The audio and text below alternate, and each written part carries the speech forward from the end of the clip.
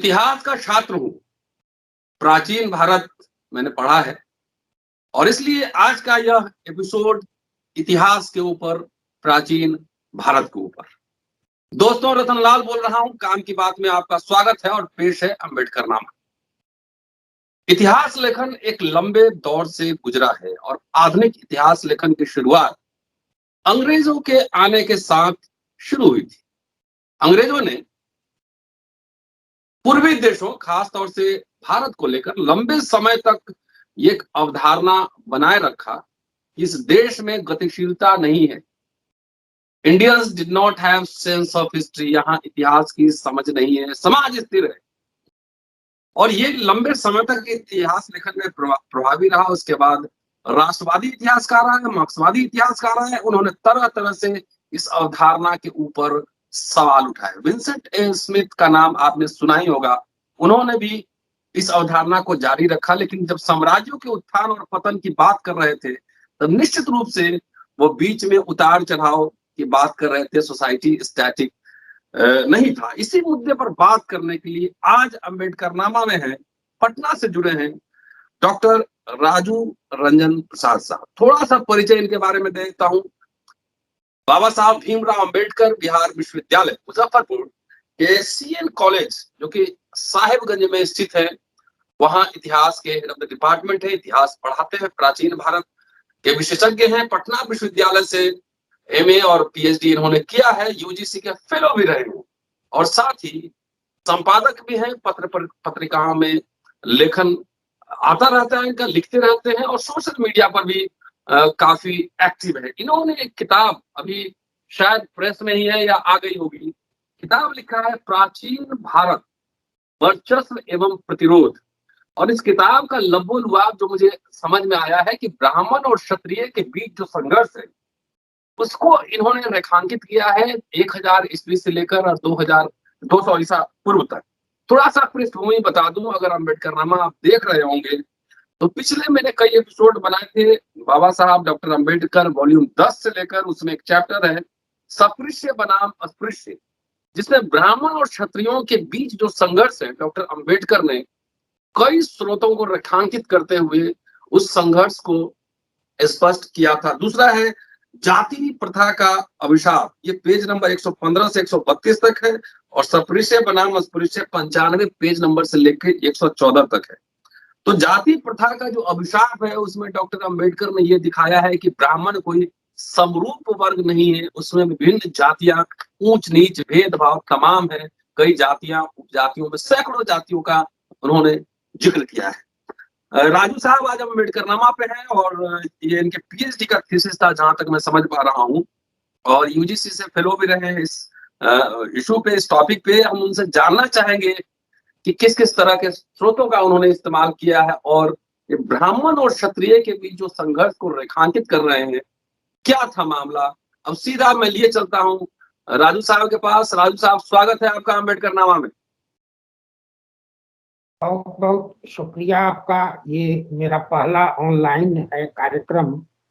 आप ही की सक्रियता का नतीजा है कि मैं ऑनलाइन जुड़ा हूँ आपसे। यह पहली घटना है मेरे जीवन की जब मैं ऑनलाइन बात कर रहा हूँ किसी से ऐसे मंच के लिए, और इसके लिए मैं बहुत शुक्रिया अदा करता हूँ आपका। आप एक्टिविस्ट रहे हैं, लेखन में भी, विचारों में भी, आंदोलनों में, तो बड़ा अच्छा लग रहा है आपसे बातचीत करते हुए। शुक्रिया सर, स्वागत है आपका। अम्बेडकर नामा कोई एपिसोड देखा आपने? जी जी, मैं देखता रहता हूँ आपके फेसबुक लेखन को भी, अम्बेडकर नामा को भी, किताबों की चर्चा जो आप करते रहते हैं उसको भी मैं देखता रहता हूँ। तो हम पढ़ते रहते हैं आपको नियमित। तो एक सेगमेंट हमारे अम्बेडकर नामा में किताबों पे चर्चा, जो किताब आने वाली है या आ चुकी है, अभी मैंने उर्मिलेश जी का किया था और एक स्पेनिश जो ऑथर है मार्कोस, उनकी किताब आई है हिंदी में, उसमें भी चर्चा हमने हाल फिलहाल की थी। अब चलिए सीधे आपके पास चलता हूँ। ये योजना आपके दिमाग में कैसे बनी कि ब्राह्मण क्षत्रिय संघर्ष को रेखांकित किया जाए और किन किन स्रोतों का आपने इस्तेमाल किया इसमें? जब मैं एमए में पढ़ रहा था तो प्राचीन भारत, जैसा आपने कहा, मेरी विशेषज्ञता का क्षेत्र था। जी। तो उन दिनों मैंने कई लोगों को पढ़ा, भगवत शरण हम्म। उपाध्याय को पढ़ा, अंबेडकर को पढ़ा। अंबेडकर को बहुत ज्यादा मैं नहीं पढ़ सका उन दिनों। तो भगवत जी। शरण उपाध्याय, जीपी उपाध्याय और शर्मा, इन लोगों को पढ़ते हुए मुझे लगा कि प्राचीन भारत में तनाव रहा है। वर्ण जी। विभाजन जो है वो सीधा सीधा वर्ण विभाजन नहीं है, बल्कि कहिए कि वर्णों के बीच आपसी तनाव भी है। इन तनावों हम्म। की चर्चा इतिहास में नहीं की गई है। जी। कई जगहों पर मोटे मोटे शूद्र वैश्य के अंदर तनाव दिखा दिया जाता है। ये दोनों के बीच असंतोष था, और ब्राह्मण और क्षत्रिय के बीच ये असंतोष, ये तनाव, ये संघर्ष वैचारिक रूप से, इसकी मुझे कमी दिखी इतिहास की किताबों में। तो मुझे लगा कि इस विषय पर काम होना चाहिए कि ब्राह्मण और क्षत्रिय के बीच क्यों संघर्ष था और किन किन हम्म। रूपों में यह संघर्ष व्यक्त हो रहा था, परिलक्षित हो रहा था। तो एमए के दौरान ही पढ़ते हुए मुझे यह लगा, और 95 में इंडियन हिस्ट्री कांग्रेस में मैंने एक पर्चा पढ़ा था, beginnings of A social formation in ancient India, A discordant note. तो ये समझिए कि हमारी थीसिस की तरफ बढ़ने का ये एक प्रयास था, और उसमें मैंने इन्हीं बातों को रखने की कोशिश की थी कि प्राचीन भारत में जो वर्ण है, वर्णों का विभाजन है, तो देखने से मोटा मोटी लगता है कि ये विभाजन है और बहुत आराम से जीवन चल रहा था लोगों का, अपने अपने वर्ण में लोग जी रहे थे। तो ये तनाव था, सामाजिक तनाव वर्णों के बीच का। कैसे एक वर्ण के विशेषाधिकार थे तो दूसरे वर्ण को वह अधिकार नहीं थे, कहिए कि उनको वंचित किया गया था। तो इन तमाम चीजों को लेकर के एक असंतोष, एक विद्रोह, और कभी कभी वर्ण बदल देने की भी बात, एक वर्ण से दूसरे वर्ण में जाने की बात। तो इन रूपों का मुझे लगा कि अगर अध्ययन हो तो महत्वपूर्ण बात हो सकती है। और मैंने बाद में जब मैं एमए कर गया तो अपने गाइड से कहा कि मैं इस पर रिसर्च करूंगा। हालांकि वो मना करते थे मुझे कि नहीं, इस टॉपिक पर तुमको काम नहीं करना है। विजय कुमार ठाकुर मेरे गाइड थे। पता नहीं, मैंने पूछा भी तो उन्होंने कभी कोई कहा नहीं, कुछ जवाब नहीं दिया उस तरीके से। लेकिन वो क्या कारण था मैं आज तक नहीं समझ पाया हूँ। वो डिस्करेज करते थे मुझको कि नहीं, दूसरे टॉपिक पर काम करो। लेकिन मुझे जिद थी कि नहीं, मैंने जो चुन लिया है तो मैं इसी पर काम करूंगा। हालांकि मैं बहुत गहराई में नहीं जा सका। मैं आर्थिक विपन्नता की वजह से उन दिनों स्कूल में पढ़ाना, पब्लिक स्कूल में बहुत कम संसाधन हमारे पास, बिल्कुल नहीं के बराबर। तो इस तरह से कहिए कि मैंने मित्रों के सहयोग से किताबें मांग मांग करके, किसी के पास उपलब्ध है किताब कुछ तो मांग करके, बहुत लाइब्रेरी भी जाने का मुझे मौका नहीं मिल पाता था उन दिनों। तो बहुत मुश्किल भरा रहा। और एक मुश्किल तो यह आप देख ही रहे हैं कि 98-2000 के आसपास मैंने वह रिसर्च किया, और आज 2022 में वह किताब के रूप में आ रही है। तो लेखक के संघर्ष का भी आपको अंदाजा इससे हो सकता है। और इसका अगर आईसीएचआर की फेलोशिप मुझे नहीं मिली होती 2002-2004 की अवधि वाली, तो शायद मैं काम भी नहीं कर पाता, मेरे पास इतने संसाधन थे भी नहीं। तो इस तरह से बड़ा ब्राह्मण क्षत्रिय का संघर्ष तो रहा ही। मेरा अपना संघर्ष भी इससे जुड़ा हुआ था। चलिए, आप पटना में थे उस समय, तो आर.एस. शर्मा हमारे गुरुजी हैं और डी.एन. झा के अंडर में मैंने भी काम किया है। शर्मा जी से कई बार मेरी मुलाकात हुई है। नंदी साहब से मिल नहीं पाया, लेकिन उनकी किताबें मैंने पढ़ी है मास्टर डेज में। जी कभी जी इनसे मुलाकात हुई, इससे बात आपने की, उन्होंने इशारा किया है अपने थीसिस में, सोशल चेंजेस वाली किताब में और भी जी कई किताबों में। जी जी जी शर्मा जी विजय ठाकुर के भी गुरु जी थे, आर.एस. जी शर्मा साहब। जी मुलाकात हुई उनसे? आर.एस. शर्मा से मैं मिलता था, जी। बातचीत होती थी, कई बार की मुलाकात हुई थी, इतिहास पर भी, विषय पर भी। लेकिन बीच में कुछ व्यक्तिगत कारणों से मैंने जाना बंद कर दिया। अच्छा। उनकी एक प्रवृत्ति थी कि थोड़ा हटाना चाहते थे, बड़ी नाप जोख करते थे वो आदमी को। अच्छा। तो एक बार हुआ कि मैं विजय ठाकुर के यहाँ, अपने गुरुदेव के यहाँ गया, तो उनको किसी ने कह दिया था कि आर.एस. शर्मा कह रहे थे कि राजू नौकरी मांगने आया था। तो बहुत बिगड़े विजय ठाकुर कि तुम ये उनसे क्यों कहने गया। तो मैं समझा नहीं कि कहने वाला कौन है। अच्छा। तो इस तरह से भी वो बीच बीच में ये लोग कर डालते थे, जिससे मैंने हम्म। व्यक्तिगत रूप से जाना फिर बंद कर दिया लोगों के पास। लगा कि नहीं, ये इतिहासकार बड़े हो सकते हैं, आदमी छोटे हैं ये लोग। तो मैंने जाना बंद कर दिया आर.एस. शर्मा के पास ही मैं जाया करता था। नंदी साहब से कभी मुलाकात नहीं हो सकी हमारी। के.पी. जायसवाल में उनको सुना बहुत, लेकिन व्यक्तिगत रूप से मैं उनके पास कभी नहीं जा सका। के.पी. जायसवाल में मेरा काम है, काशी प्रसाद जायसवाल में मैंने थीसिस हाँ हाँ, लिखा था। वो मैंने देखा है, कई वॉल्यूम में आपने काम किया है, उसको एडिट करने का भी और उन पर काम भी किया है। तो अच्छा लगा के.पी. सर, जायसवाल का।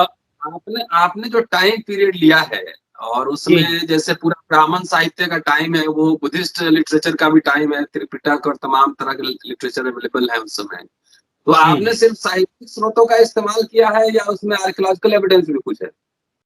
आर्कियोलॉजिकल एविडेंस का मैंने बहुत, एक तो है भी नहीं उस तरह से, और हम्म। इस विषय पर खास करके मैंने ब्राह्मण साहित्य और बौद्ध साहित्य, ब्राह्मण हम्म। साहित्य मैंने देखा कि जैसे वर्ण व्यवस्था है तो उसमें ब्राह्मण है, क्षत्रिय है, वैश्य है, शूद्र है, ये हम्म। सोपान। मतलब ब्राह्मण एक नंबर पर है, क्षत्रिय हम्म। दूसरे नंबर पर है, वैश्य तीसरे नंबर पर है, शूद्र चौथे नंबर पर है। ये हायरार्की है ब्राह्मण साहित्य में। बौद्ध जी। साहित्य में जितने भी बौद्ध ग्रंथ हमको मिले लगभग देखने का अवसर, उदाहरण, तो वहाँ क्षत्रिय एक नंबर पर है, ब्राह्मण हम्म। दूसरे नंबर पर है, वैश्य तीसरे नंबर पर है। और इस तरह से मैंने इसको संघर्ष के ही एक रूप में दिखाने की कोशिश की है कि ब्राह्मण ग्रंथ में जो ब्राह्मण एक नंबर पर है, वह बौद्ध ग्रंथ में दूसरे नंबर पर हो जाता है, और हम्म। क्षत्रिय हो जाता है एक नंबर पर। बुद्ध के जन्म की या महावीर के जन्म की आप देखेंगे भी कि जितने ये सब हैं, बुद्ध हैं, महावीर हैं, ये सब क्षत्रिय में ही पैदा हो रहे हैं। बल्कि एक हम्म। मजेदार कहानी है कि बोधिसत्व जब जब जन्म ले रहे हैं तो इनके दिमाग में आया कि किस वर्ण में मैं जन्म लूं, तो क्षत्रिय चुना और कहा कि यही लोक सम्मत वर्ण यही है, अभी यही एक नंबर का है। तो क्षत्रिय में इन्होंने जन्म लिया। ये भी हम्म। ब्राह्मण क्षत्रिय संघर्ष का एक रूप ही है कि हम्म। वैदिक साहित्य में, ब्राह्मण साहित्य में, जहां ब्राह्मण एक नंबर पर है, सोसाइटी में सबसे ऊंचा है, उसको बौद्ध साहित्य में चुनौती मिलती है। और ये चुनौती आप देखेंगे कि उपनिषद से ही शुरू है। उपनिषद में ज्ञान, वैदिक धर्म में आप यज्ञ की महिमा देख रहे हैं। यज्ञ से ही मोक्ष की प्राप्ति, यज्ञ से ही सब कुछ हो रहा है वहां। लेकिन उपनिषद में यज्ञ को छेद वाली नाव कहा गया, जिसमें पानी भर जाएगा और नाव डूब जाएगा। यहाँ आत्मा और ज्ञान, इसको महत्वपूर्ण माना गया। यज्ञ को कंडेम करके, यज्ञ सिर्फ यज्ञ नहीं था, सिर्फ धार्मिक महत्व नहीं था यज्ञ और कर्मकांड का। यज्ञ और कर्मकांड का आर्थिक महत्व भी था ब्राह्मणों के लिए। दान दक्षिणा मिलते थे इसे, कर्मकांडों से, यज्ञ से। तो हमने दिखाने की कोशिश की कि क्षत्रियों ने जो यज्ञ पर हमला किया, ये उनके आर्थिक ढांचे पर एक तरह से हमला था, उनके आर्थिक ताकतों पर एक हमला था, और ब्राह्मणों को कमजोर करने का ये तरीका था। ये उपनिषद से ही शुरू होता है।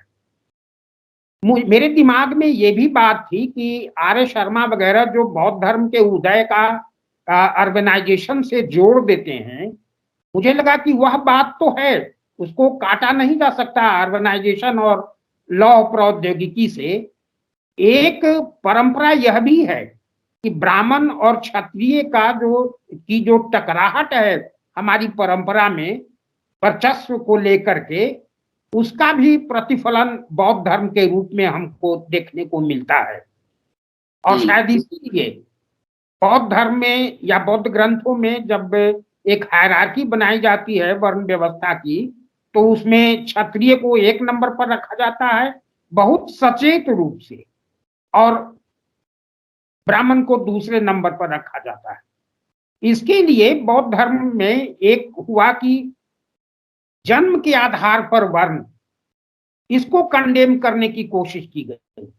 क्योंकि जन्मना अगर कहते तो ब्राह्मण तो एक नंबर पर था ही। इस थीसिस को चुनौती देने के लिए बौद्ध धर्म ने कहा कि जन्मना वर्ण नहीं होना चाहिए, ज्ञान के आधार पर। और बुद्ध ने बड़ी स्पष्ट कहा कि ज्ञान से जो ब्राह्मण होता है उसी को मैं ब्राह्मण मानता हूं। तो यह ज्ञान को लेकर के हम उपनिषद में भी देख रहे हैं कि ज्ञान की चर्चा है। ज्ञान की शुरुआत उपनिषदों से ही है। और मजेदार है कि उपनिषद के समय आते आते समाज में एक अवकाश भोगी वर्ग बना, जो काम नहीं करता था, बैठे खाता था और दर्शन की बात करता था। दर्शन, धर्म, संस्कृति, ये सब सर्वेश्वर की एक बड़ी अच्छी कविता है छोटी सी, कि उसमें है कि एक आदमी राम बोलता है, दूसरा माओ बोलता है, तीसरा आदमी है आलू बोलता है। पोस्टमार्टम की रिपोर्ट है कि पहले दो के पेट भरे हुए थे। तो ये दर्शन, धर्म, संस्कृति, ये सब वही वर्ग कर सकता था जो अवकाश भोगी वर्ग था, जो जिसे काम नहीं करना पड़ता था, या दूसरे शब्दों में कहें कि उत्पादन के साधनों पर जिसका प्रभुत्व था, जिसका वर्चस्व कायम था, वह वर्ग दार्शनिक हो सकता था। उसने अब ज्ञान की बात की। और इस तरह से हम पाते हैं कि ब्राह्मण और क्षत्रिय के बीच जो संघर्ष है, वह सरप्लस, समाज में जो अधिशेष का उत्पादन हो रहा है उस पर कब्जा करने का प्रयास है। इसीलिए हम वैदिक ग्रंथों में या वैदिक साहित्य में, जो पूर्व वैदिक काल है हमारा 1000 से 600 ईसा पूर्व तक, वो पृष्ठभूमि है केवल। वहां इस तरह के सीधे सीधे संघर्ष नहीं है, क्योंकि वहां सरप्लस का प्रोडक्शन ही नहीं है, इतना तीखा वर्ण विभाजन नहीं है। सोशल स्ट्रेटिफिकेशन वहां भी है, लेकिन इतना क्लियर कट विभाजन कि एक श्रमिक वर्ग है और एक अवकाश भोगी वर्ग है, यह वहां नहीं है। इसलिए वहां इस तरह का संघर्ष भी नहीं है। लेकिन 1000 से मैंने लिया है इसलिए कि कैसे बातें शुरू हो रही, क्योंकि जहां इगैलिटेरियन सोसाइटी है, उन्हीं दिनों मैंने प्लेखानोव वगैरह को पढ़ा था तो उसमें ट्राइबल सोसाइटी में कैसे हायरार्की काम करती है। गोदना का जब गोदना जिसको टैटूइंग कहते हैं आजकल हम लोग, कि गोदना बनाने के भी क्या नियम थे। राजा जो कबीले का राजा है उसका गोदना कैसे होगा, किन रंगों का प्रयोग करेगा वह, तो इनको लेकर के प्लेखानोव ने बताया था।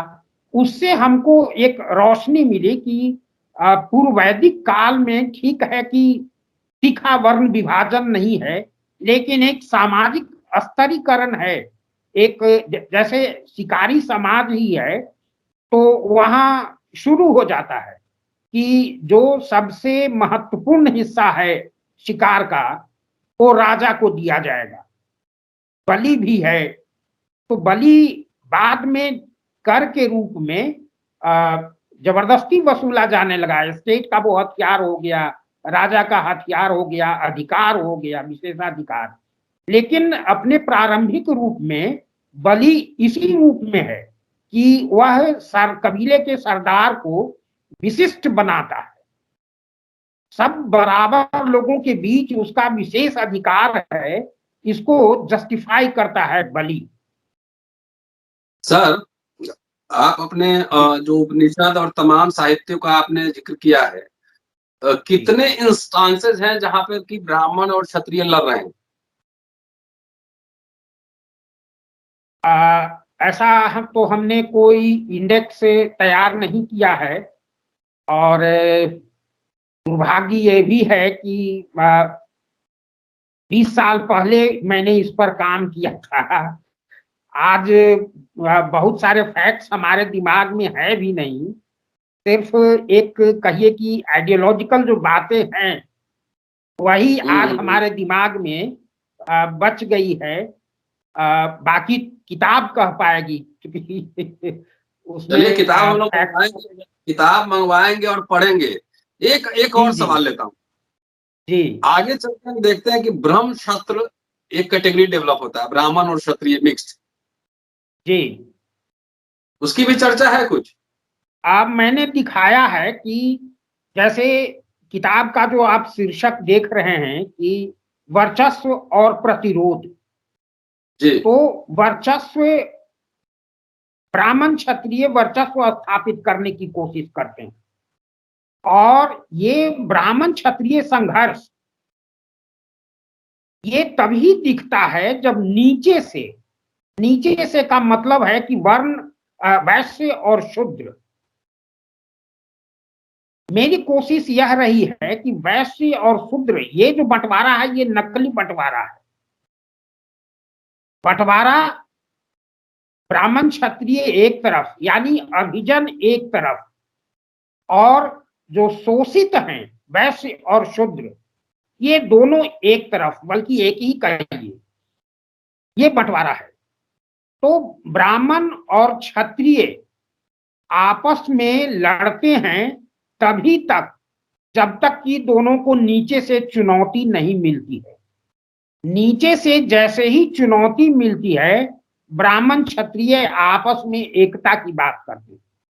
आप देखेंगे कि पूरे ग्रंथों में, चाहे ब्राह्मण ग्रंथ हो या फिर आप बाद में उपनिषद आइए, इन तमाम में आप मनुस्मृति में सब में देखेंगे कि ब्राह्मण और क्षत्रिय ये कहा गया है बार बार। महाभारत में भी कहा गया कि ब्राह्मण और क्षत्रिय जब आपस में एकता कायम करके रहते हैं तभी राज्य फलता फूलता है। यानी जैसे ही उनको नीचे से चुनौती मिलती है, प्रतिरोध मिलता है, तो वे आपस में एकता स्थापित करने पर बल देते हैं, और यही समझौता है ब्राह्मण और क्षत्रिय का आपसी। दोनों एक ही से मानते हैं कि एक ही से दोनों का जन्म हुआ है, तो स्वाभाविक है कि दोनों एक साथ रहेंगे। और ये ऐतिहासिक सच्चाई भी है कि जब जब नीचे से चुनौती मिलती है उनको, वो एक तरह का व्यवहार करते हैं। बाकी सामान्य दिनों में उनके आपसी जो अंतर्विरोध हैं वो दिखते हैं धरातल पर, लेकिन मोटे तौर पर वे एक ही जैसा बर्ताव करते हैं। इसलिए मैंने लिखा भी है कि ये एक ही अभिजन समूह के हैं। ब्राह्मण और क्षत्रिय अलग अलग वर्ग नहीं है, वर्ग एक ही है, दो एलीट सेक्शन है।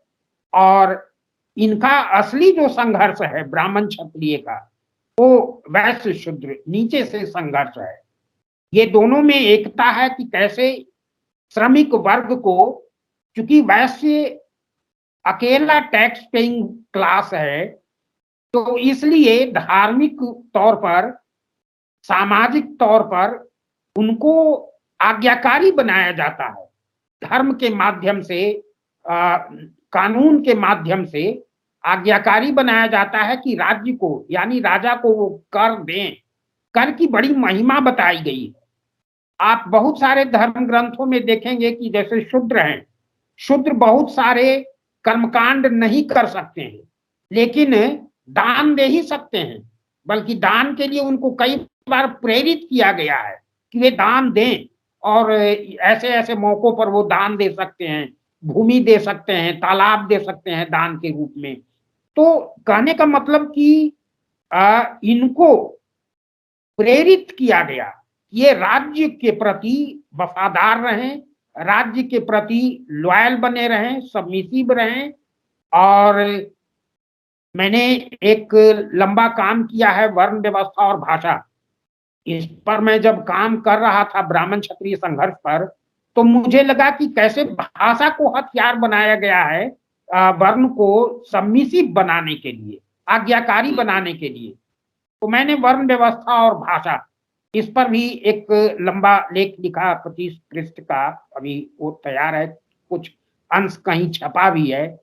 फिर मुझको लगा कि इसमें स्त्रियों को भी लेना चाहिए, तो मैं अभी स्त्रियों पर भी काम कर रहा हूं कि भाषा में स्त्री कैसे, जैसे व्याकरण में आप देखते हैं कि जितने छोटी वस्तु है वो सब स्त्रीलिंग है। बल्कि व्याकरण का नियम ही है कि वस्तु को छोटा करना हो तो उसे स्त्रीलिंग कर दीजिए। लोटा बड़ा है तो लुटिया को छोटा करना है तो लुटिया कर दीजिए। तो ये पूरी दुनिया के भाषा में, पूरी दुनिया के भाषा में आप देखेंगे कि स्त्री को कमतर साबित करने की कोशिश की गई है और सबमिसिव बनाने की भाषा एक हथियार के तौर पर काम किया है। और जो आप देखते हैं कि शूद्र का नाम ऐसे होना चाहिए, पूरा विधान जो बनाया गया वह यही है कि कैसे लोगों को आज्ञाकारी बनाया जाए स्टेट के प्रति, वर्ण व्यवस्था के प्रति। गीता में भी कहा गया स्वधर्मे निधनम श्रेय, अपने धर्म में मरना श्रेयस्कर है। ये धर्म क्या था? वही वर्ण धर्म है। वर्ण धर्म क्या है कि आप ब्राह्मण को दान देते रहिए, ये वर्ण धर्म है। सर, आप पटना में रहते हैं और बिहार, पूर्वी उत्तर प्रदेश में एक बड़ा संख्या भूमिहार समुदाय का है।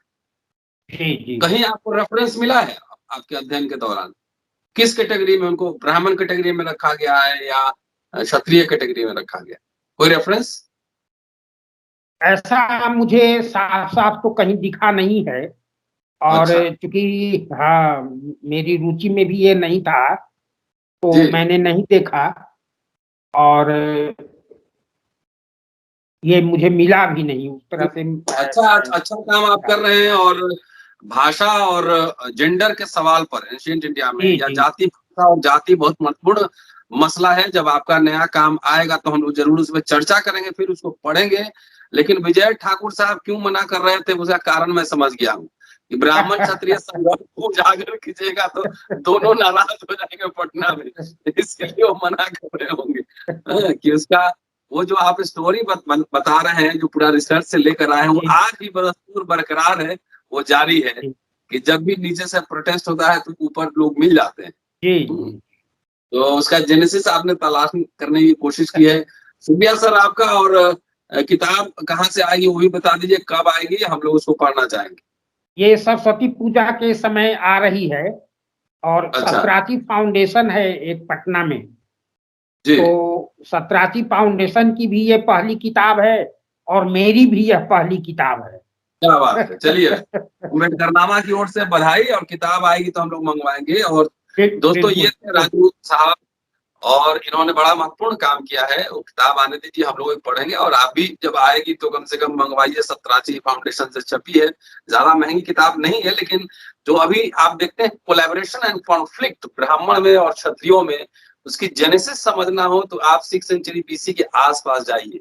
वहां ऐतरेय ब्राह्मण मिलेंगे, शतपथ ब्राह्मण मिलेंगे, बुद्धिस्ट टेक्स्ट मिलेंगे, उसमें इसकी जेनेसिस है। वो सरप्लस पे अप्रोप्रिएशन, उसमें एकाधिकार के लिए कोलैबोरेशन भी होता था और कॉन्फ्लिक्ट भी होता था, क्योंकि ब्राह्मण को शेयर ज्यादा मिल जाता था, दक्षिणा मिलता था, खर्चा नहीं था। क्षत्रियों को खर्चा करना पड़ता था राज सत्ता चलाने के लिए। ये एक मूल वजह है उसमें। शुक्रिया की वॉचिंग एंड शेयरिंग अम्बेडकरनामा। अगले एपिसोड में आपसे फिर मिलता हूँ। ज्यादा ज्यादा शेयर कीजिए, ज्यादा लोगों तक पहुंचाइए। और काम की बात है, मन की बात अम्बेडकरनामा पे नहीं होती है। शुक्रिया, जय हिंद।